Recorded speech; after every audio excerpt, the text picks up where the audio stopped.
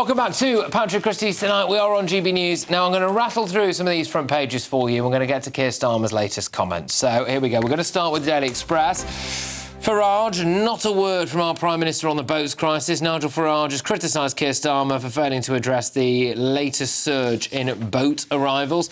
Let's go to the Mirror now. Brexit reset. PM to work with EU on migrants and trade. He insists Britain won't be rejoining the Union. You just heard, though, from Mark Francois there, who takes a different view. Let's go to the I newspaper.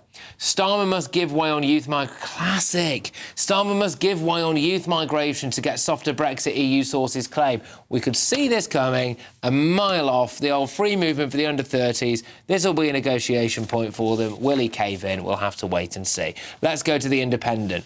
Good news, as Gary Lineker says that he's bored of Twitter and he might not use it anymore. Hurrah, let's have a street party. But Starmer takes a step closer to the EU but won't reverse Brexit. That is the Independent's front page.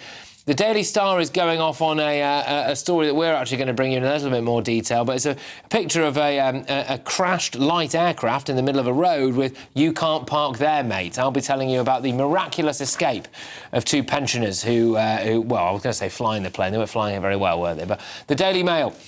Motorists face fuel hike under Starmer's squeeze. Fears of 5p a litre rise as the Chancellor and the Prime Minister refuse to rule out a string of tax raids. Well, that'll probably help them to tell you that, you know, we need to surge for greener energy sooner, don't it? But the Daily Telegraph, they've got off on the same story. Fuel duty could be next in the tax grab. There is another remarkable story that I'll bring to you in the next tranche of newspaper front pages.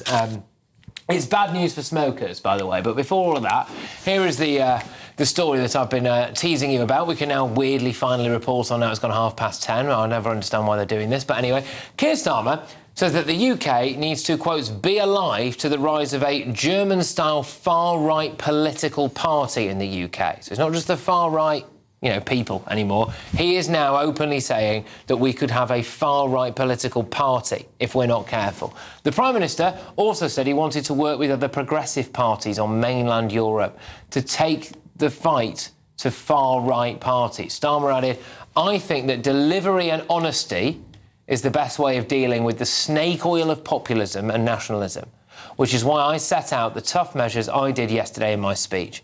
It is something that occupies my time.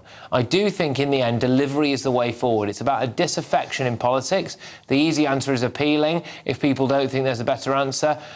And so progressives have to provide the better answer."